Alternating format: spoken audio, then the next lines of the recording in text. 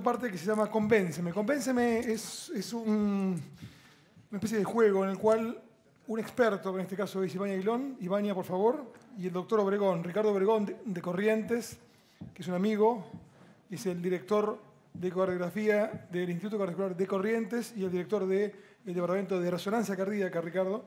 Ambos tienen que convencerlos a ustedes de algo que es dudoso o que por lo menos es controvertido. En el caso de Ivania, los va a tener que convencer que la resonancia cardíaca en paciente con dolor precordial, troponina T positiva y coronarias normales es útil. Paciente con dolor de pecho, troponina T positiva y coronarias normales, y hacerle una resonancia en agudo, en una unidad de dolor, en una guardia, puede ser útil. Nos tiene que convencer. Hay mucha gente que cree que no, ya veo las caras, ya me están diciendo que no. A ver, levante la mano quien le haría resonancia a los pacientes con dolor precordial o troponina positiva en realidad y coronarias normales. Levante la mano. Nadie. Ivania, los tiene que convencer. Es un trabajo duro que voy a tener. Bueno, tiene 15 minutos para convencerlos. Vamos a ver.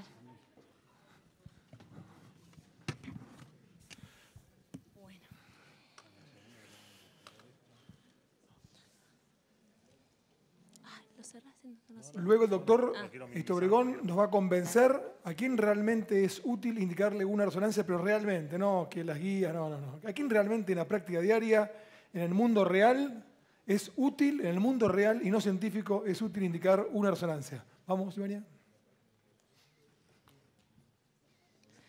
Bueno, muy bien. Resonancia en pacientes con troponina positiva y coronarias normales.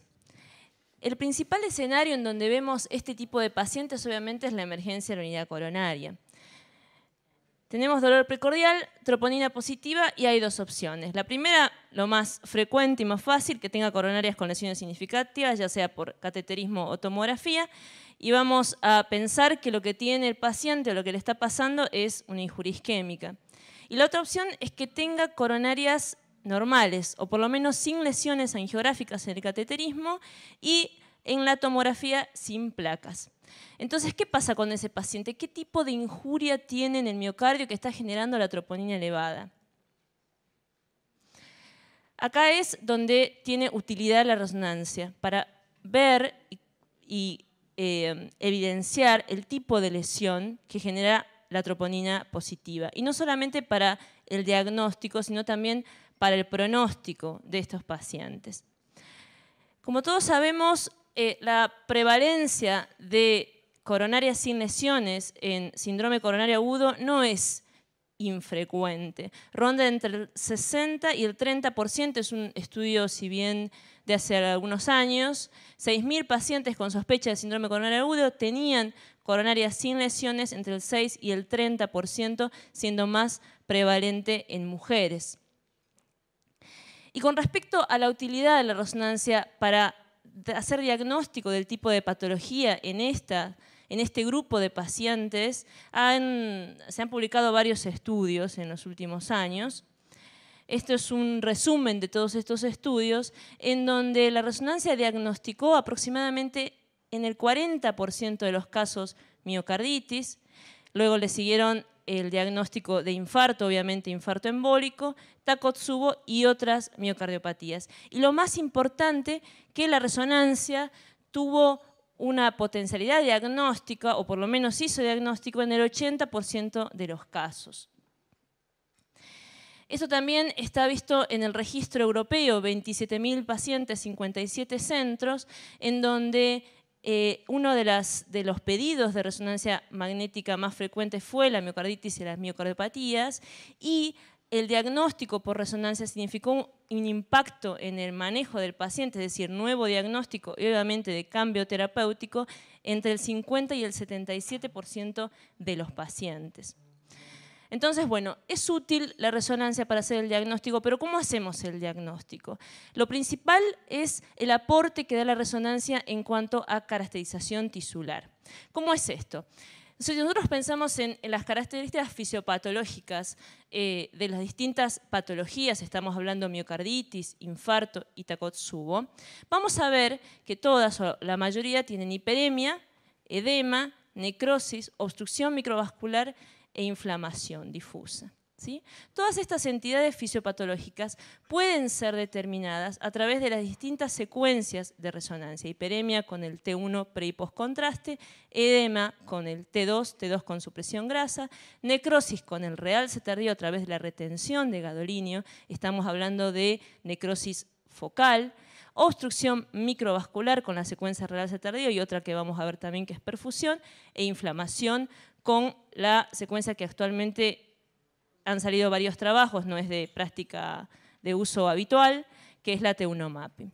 Entonces vamos a ver cómo vemos lo normal, la miocarditis o el infarto con estas secuencias. En cuanto a la hiperemia normal, la secuencia T1 vemos un miocardio isointenso, como lo vemos en el corte y el ejemplo, sin ninguna área de hiperintensidad.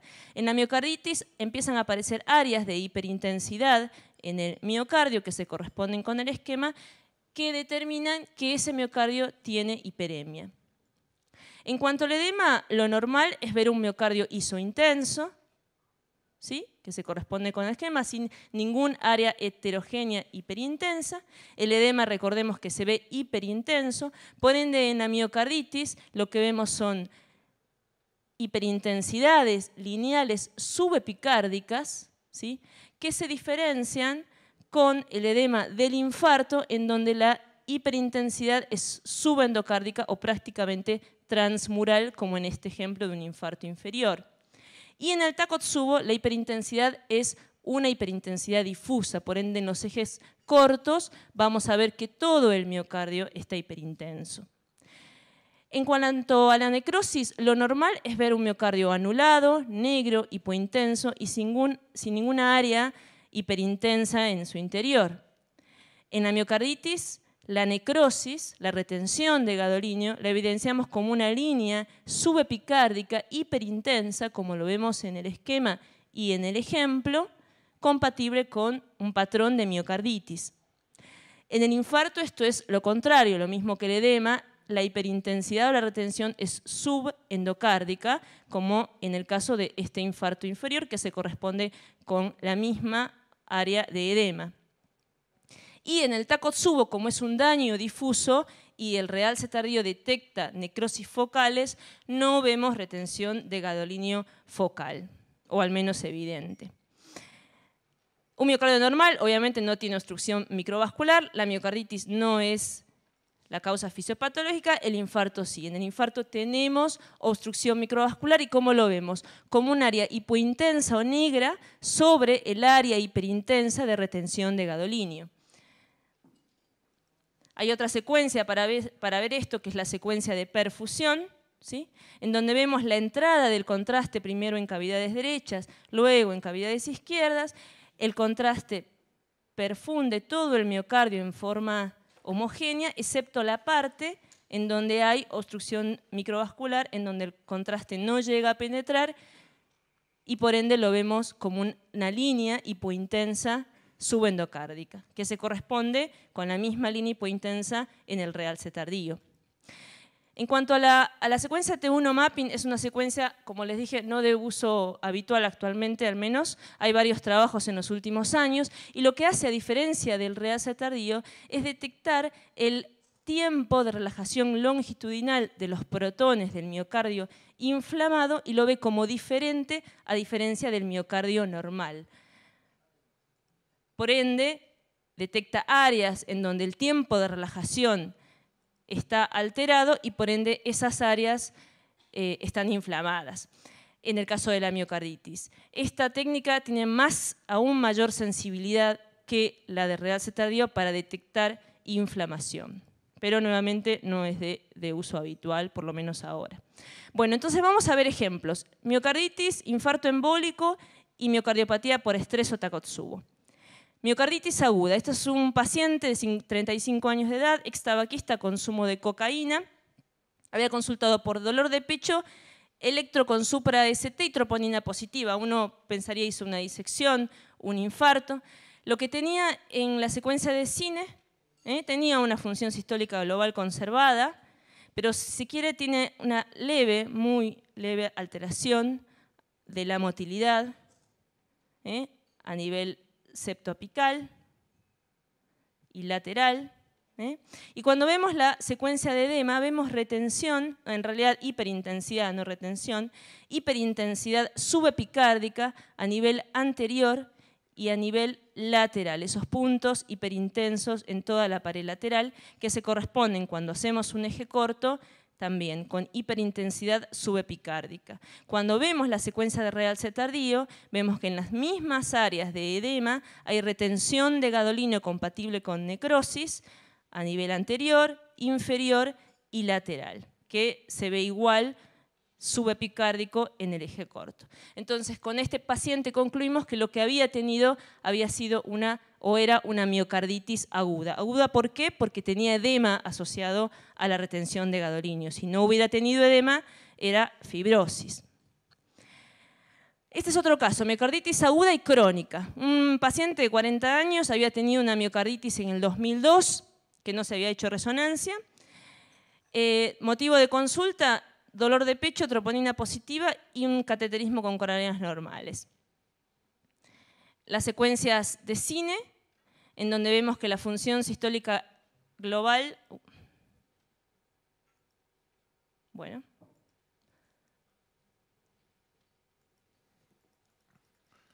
parece que no quiere andar. A ver. ¿Los problemas técnicos? Sí. A ver si lo puede reiniciar. A ver. Era mucho video, parece. Bueno, mientras tanto, el doctor Obregón, ¿dónde está? Aquí. No nos va a contar esas cosas de guías, ni nada. Usted va a contar la experiencia suya personal, no nos va a mentir, muy importante, no nos mienta y nos diga cuándo realmente, con mayúscula, es útil. No, que por ahí. ¿A quién tengo que pedirle yo una resonancia cardíaca?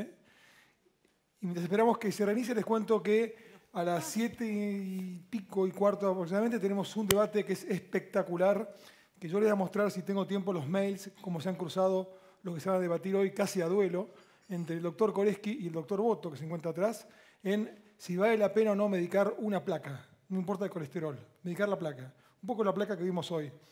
Y los mails son realmente bastante digamos, violentos, una especie de relato salvaje de mails, ¿no? Se han cruzado mails muy feos. Yo realmente les dije que lo único que no vale es el contacto físico, es lo único que no vale. Fernando, no te pido que nada más que eso, lo demás vale todo. Y aparentemente eran amigos hasta hace 15 días, que ya no son más amigos, así que vamos a ver qué pasa. Bueno, ¿estamos, Ivania? Ahí estamos. Voy a avanzar un poquito. Fin de espacio publicitario.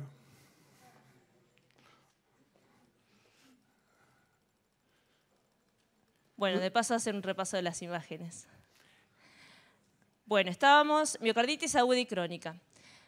Entonces, paciente con dolor de pecho, coronarias normales, la secuencia de cine no mostraba demasiada alteración, si se quiere algo de hipoquinesia anterior medial e inferior basal, y nuevamente cuando vemos la secuencia T2-STIR vemos áreas de hiperintensidad a nivel septal, que se ven mucho mejor en el eje corto, subepicárdicas, septal inferior, anterior medial.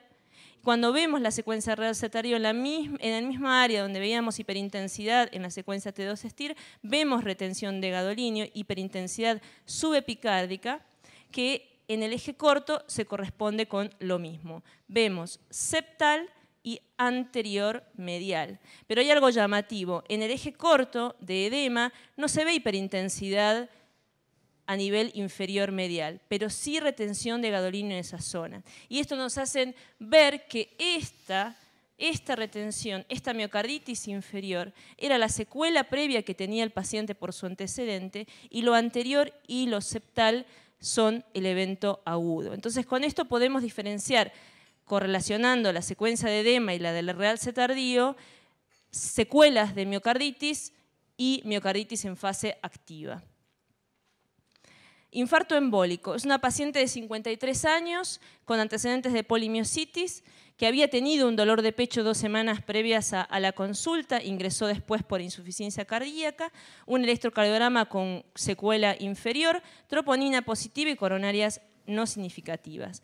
Vemos la secuencia de cine, donde es una secuencia con artefacto. La señora estaba en fibrilación auricular, que no estaba diagnosticada o no se conocía con FA, y el ritmo irregular es una de las principales limitaciones de la resonancia, por lo que tiene artefacto, pero no nos impide ver el adelgazamiento y la aquinesia del segmento inferior basal, que también se ven en el eje corto. Cuando vemos la secuencia de edema, no tenía edema en todo el miocardio, no vemos áreas de hiperintensidad, y cuando vamos a la secuencia de realce tardío vemos una retención de contraste prácticamente transmural, compatible con infarto a nivel inferior basal y anterolateral medial. Entonces, con esto pudimos ver que la paciente había hecho un evento isquémico, aún teniendo coronarias normales, y como tenía una FA no anticoagulada, lo más probable es que haya hecho un infarto embólico. Miocardiopatías por estrés. Vamos a ver una miocardiopatía apical, una paciente de 56 años, tabaquista, dolor de pecho, supra-CT y troponina positiva, coronaria sin lesiones. En el cine vemos aquinesia de todos los segmentos e hipoquinesia, más que nada hipoquinesia severa, medial y aquinesia apical de todos los segmentos medioapicales. En la secuencia T2 STIR vemos edema o hiperintensidad prácticamente difusa a predominio medioapical. Este es el 2 cámaras, este es el 4 cámaras, y haciendo un corte a nivel medioapical vemos en el eje corto hiperintensidad difusa, no áreas focales hiperintensas. Y en la secuencia realce tardío no vemos áreas de retención de gadolinio en el miocardio. Sí, quizás la anulación no es completa y vemos un miocardio gris, pero lo importante es no detectar focos de necrosis como si en la miocarditis y en el infarto. Esta es la resonancia, que bueno, ahora se ve que el cine no anda. La resonancia a los 3 meses, bueno, le pongo los cines y no. Se revela la computadora. Bueno, la resonancia a los 3 meses, en donde no veíamos ya alteración de la motilidad, y la secuencia del realce tardío nunca mostró retención de gadolinio. Bueno, les cuento el final, porque bueno, se ve que no lo voy a poder mostrar. Igual lo más lindo eran las imágenes.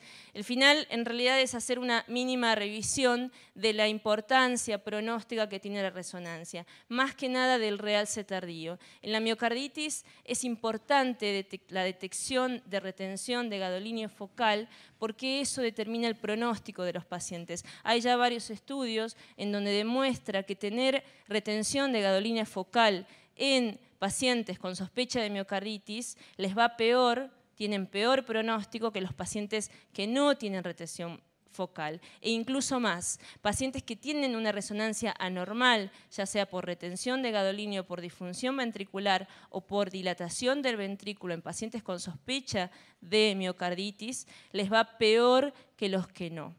¿Sí? Esto es importante recordar porque, nuevamente, si pensamos en un paciente con Takotsubo que no tiene retención de gadolinio, vemos que a los 3 meses o al mes la mayoría de los pacientes recuperan función ventricular, a diferencia de un paciente con miocarditis que tenga de retención de gadolinio, en donde ese miocardio fibrótico no va a recuperar función y por ende puede evolucionar, si es difuso, a la miocardiopatía dilatada. Bueno, muchas gracias. Muy bien, gracias, Ivania.